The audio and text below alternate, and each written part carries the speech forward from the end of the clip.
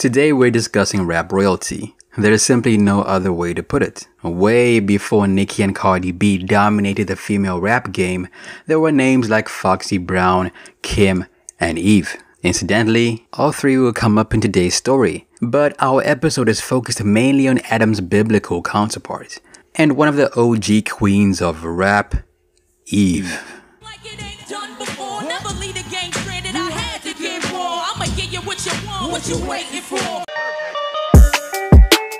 What up guys, Ali here and welcome to Ali Talks Music. Add me on Instagram at Ali Talks Music as well. And don't forget to subscribe and hit the notification bell. Now let's get into the video. Eve had very humble beginnings and was born in the late 70s. Her parents were both supervisors in their respective fields, and she was raised in the housing projects of Philadelphia. At the age of 12, her parents split up and she lost contact with her father thereafter. Music was in her blood from a young age, and by her early teens, she had already formed part of an all-girl group. Outside of the group, she refined her talents and rap battled her fellow students. I was a battle rapper. I wanted to go up against all the guys in every cypher, on every corner. Like, I've always been a tomboy. The group she was in didn't last very long, but shortly after she formed a female rap duo with another friend of hers called Jennifer Pardue. The pair performed under the name EDGP, which was pronounced Egypt. She adopted her first moniker, Gangsta, And I ain't giving up till I get that gangsta love. And dedicated most of her attention to their act, performing at local talent shows and clubs. What kind of love from a coward with black your eye? What kind of love from a coward every night make you proud? Often to the detriment of her schoolwork. The pair eventually split up, leading to Eve going solo and changing her name to Eve of Destruction. Following her graduation and her mother's subsequent remarriage, Eve moved to the Bronx at the tender age of 18 and took up work as an exotic dancer. Unlike Cardi B, Eve did not enjoy being a stripper and stuck it out for about a month until her friend Mace, the rapper, encouraged her to quit and start rapping. Very independent person, I always have been, and so I was like, all right, the way I can make money to get out of my mother's house is start stripping. And I met a rapper named Mace, and that night he drove me around and we rapped all night. That was a hustle too. There's a song about it on my album, Heaven Only Knows, but I don't regret it. I was 18 and confused, going through personal problems. I did it for about a month, and I was glad I did it. It helped me find Eve, helped me get serious. It was depressing. A lot of those girls have 3 or 4 kids. I'd sit there and be like, Eve, you don't belong here. This is not your world. Thanks to her connections, Eve got a meeting with Dr. Dre that she managed to turn into an audition. Shake your face screwed up like you having high flashes. Which one? Pick one, this one, classic. She impressed Dre so much that he immediately signed her to his new label Aftermath under her new moniker Eve of Destruction on a year-long contract. Bear in mind, however, that this was pre-Eminem and 50 Cent. The label completely lacked cohesion but belonged to its parent label Interscope, which is what would be the key factor later on. Unfortunately, after a few months after she was signed, Dre stumbled upon Eminem and Eve quickly became lost in the commotion. Her contract expired without releasing any albums. However, she did appear on a soundtrack in 1998 under her then moniker Eve of Destruction. She would later go on to collaborate with Dr. Dre on multiple songs, and it's clear that there are no hard feelings between the two. But losing attention to Eminem must have felt crushing for her at the time. I used to be on Aftermath, and things didn't work out on Aftermath, and One Love to Dre. But things didn't work out on Aftermath, and my management had asked me about the camp. What did I think about the camp? And I said it's a hot camp. So they politicked me to Rough Riders. They heard me and they wanted me, and it went down. As I mentioned, Aftermath Entertainment belonged to Interscope, and through networking they matched her up with their other, slightly more successful at the time label, Rough Riders. After meeting DMX and passing her rap battle audition, Eve went on to be the first woman signed to Rough Riders. And just like that, Eve was on her path to success. Yeah. When does it stop? It's not gonna stop. Well, I'm not planning on stopping no time soon at all. You just get started, no doubt, no doubt. Being a woman in a male-dominated environment, Eve was expected to work just as hard as her male Rough Rider family, and they put her through the ringer to prepare her for the big leagues. She was expected to write all of her own material, and it had to be on par with the other men. I have always appreciated that they never looked at me like, oh, she's the girl of the group. They treated me as equal.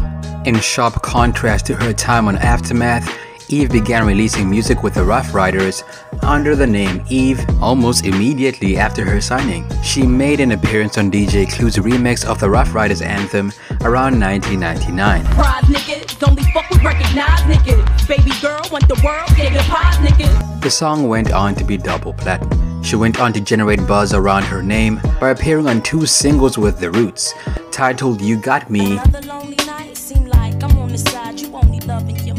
and as a background vocalist on Ain't Saying Nothing New.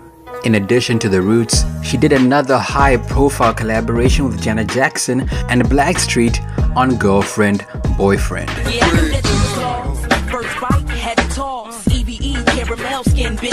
Soon it was time for her to release her own single, and she did just that, releasing What Y'all Want. The song did amazing things for Eve's career, and at this point, people were wondering who Eve was and where she was going. She answered that question by dropping her debut solo album, Let There Be Eve, Rough Riders' First Lady, around September. The album cemented her as an artist destined for greatness by selling about 214,000 copies in its first week. The album eventually went double platinum, and she became the 3rd woman to have an album peak at #1 on the Billboard 200, following the likes of Lauryn Hill and Foxy Brown. And she did this on her debut album. Interestingly enough, Eve wrote all of the songs in her debut album and drew a lot of inspiration from her life and upbringing. One such example is the single Love Is Blind. Seems blind, and it'll take over your mind. The single was based on her best friend's abusive relationship by a man whom she got pregnant. Got a Man was another single released off the album, and overall, the project was well received. Eve was becoming such a hot artist that she was featured on multiple songs around this time period.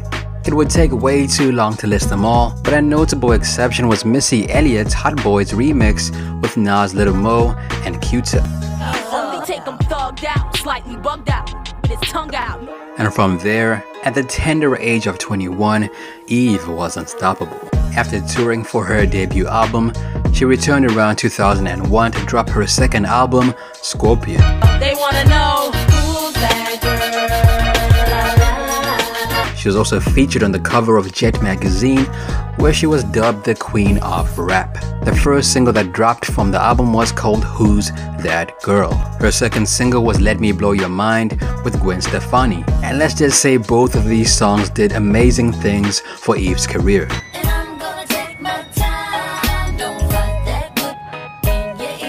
The project eventually went platinum and snagged the 4th spot on the Billboard 200. Eve was dropping heat after heat, and she wasn't stopping there. She came back with her 3rd solo offering, Evolution, or more like Evolution.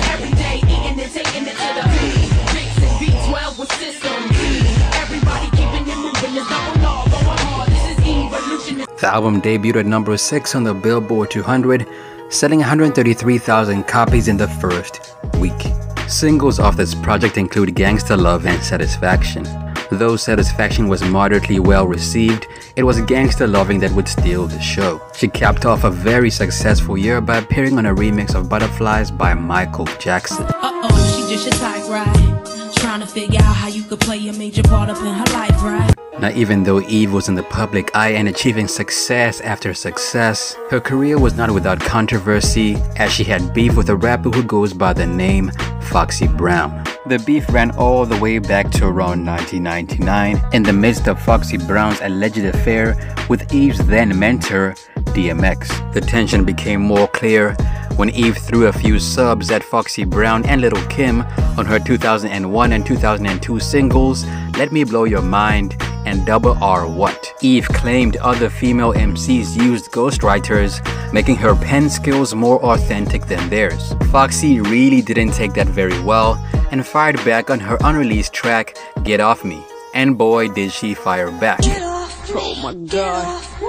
Get off my dick. While Eve's disses was subtle and subliminal, Foxy Brown's disses were anything but. She compared Eve to a Yorkshire Terrier and called her a jealous bum bitch, in addition to taking shots at her new single, Gangsta Lovin'. Great point that I forgot to mention. They like, yo, Fox, man, how y'all let these two Philly chicks get on the Brooklyn's finest record, man? How disrespectful is that to the late great homie? And I'm like, yeah, you know what?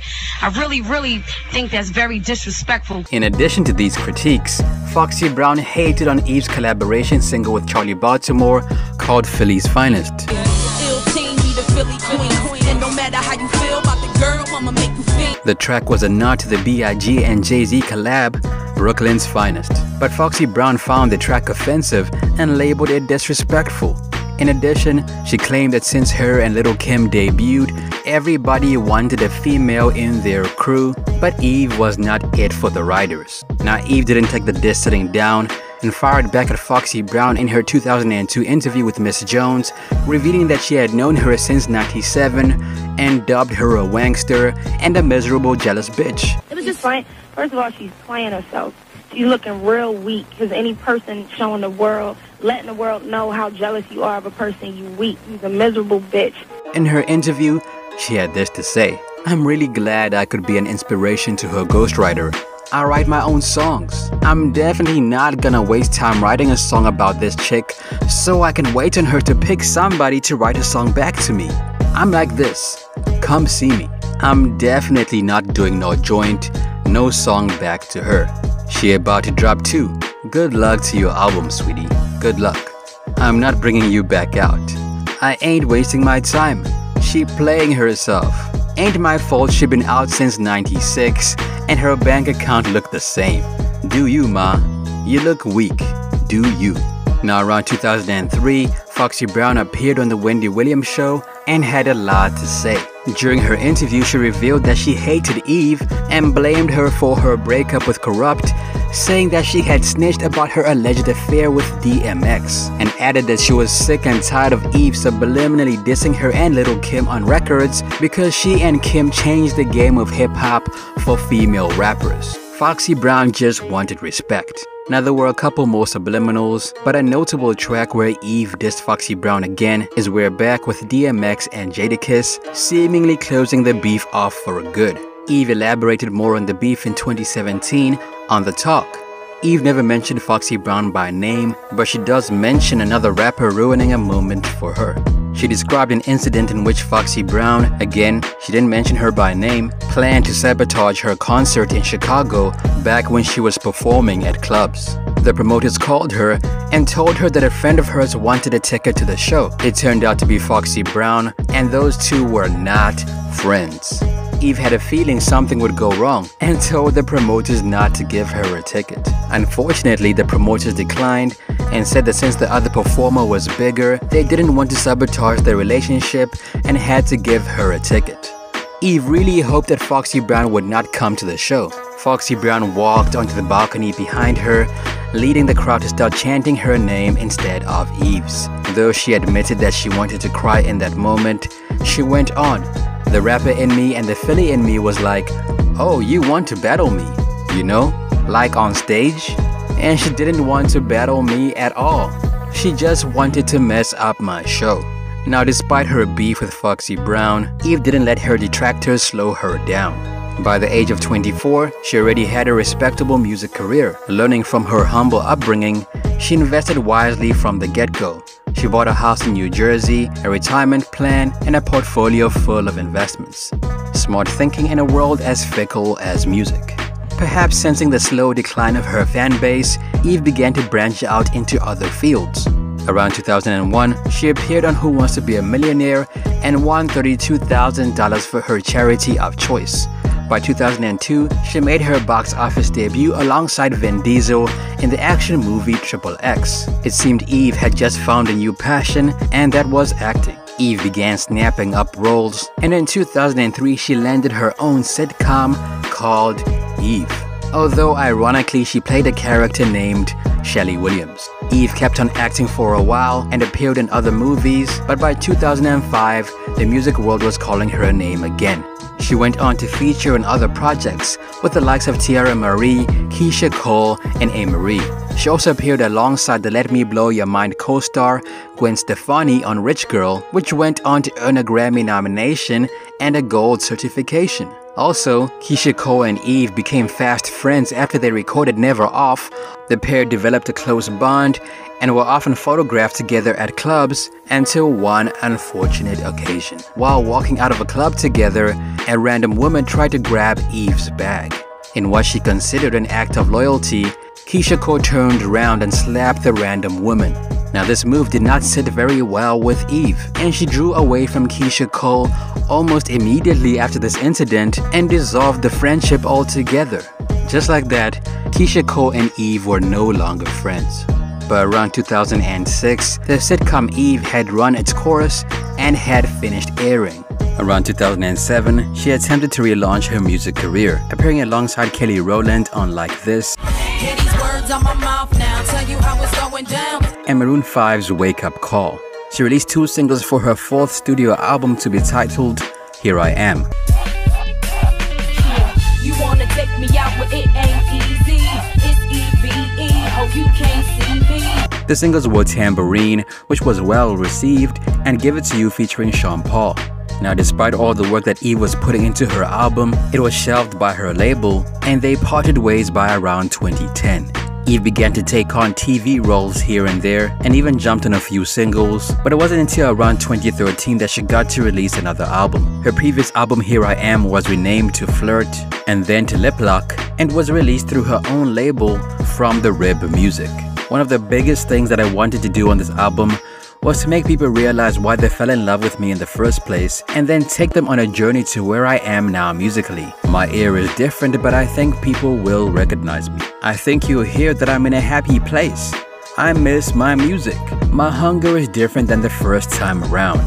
The singles off this album include She Bad Bad, as well as Make It Out This Town and Eve. Now listen man, this album was a flop and only sold about 9,000 copies in its first week. After the failure of her 4th album, Eve devoted her time to being a better actress and television personality. Now around 2015, Iggy Azalea was still a rising star and had an attitude to match. During an interview on Sway in the Morning, Eve and Jill Scott got to discuss Iggy Azalea and cultural appropriation. Jill Scott labeled Iggy Azalea as biting Eve and a brat, making her challenging to like. Both Jill Scott and Eve claimed Iggy was not original and labeled her style as black scent. So like her music is, or music in general. The black scent. Yeah. The black scent. The black scent sounds. Despite this, Eve was gracious when talking about Iggy. She's from a different place, and I've said this before. It would be dope to hear her with her swag. Who are you? What are you? What is that? Now, after hearing what Eve had to say, Iggy posted a string of comments on Twitter. There's a difference between being yourself and being your stereotype. When people I've never met say I should act more like myself, I feel like they're really saying, act more like how I stereotype you to be, so I can feel comfortable. As mentioned earlier, Eve began to pick up minor roles on television before landing a spot as co-host on The Talk around 2017. We are so excited to tell you that the newest host of The Talk is Eve. But by 2019, she was missing music again and dropped her first single in about 6 years called Reload. I'm not trying to reload. I'm not trying to reload. Around 2020, she announced that she was leaving The Talk, and in 2021, she went head-to-head against Trina in a versus battle. She also announced that she was starring in ABC's upcoming music series, Queens, proving that Eve is still doing her thing. Today, Eve has hung up her stage heels and settled down to live a family life in London. She met her husband, Maximilian Cooper, around 2010, and 4 years later, the pair tied the knot. Eve now stars in the ABC musical drama Queens and has a wide variety of investments that bring her passive income. In addition, she has a podcast on BBC Sounds called Constantly Evolving with Eve. Now, after 8 years of marriage, Eve finally decided to have a child, and around February of 2022, she gave birth to her son. Eve still does features, like her 2021 single with Doja Cat called Tonight, but for the most part, Eve is retired. And that's if we're talking about her music career. Eve gets about 5 million monthly listeners on Spotify, and her most popular songs on the platform are Let Me Blow Your Mind, Who's That Girl, Tonight, Tambourine, and Gangsta Lovin'. That's it for me. It's your boy Ali. What happened to Eve in your opinion? Let me know down below. Also add me on Instagram at Ali Talks Music. Till next time, peace.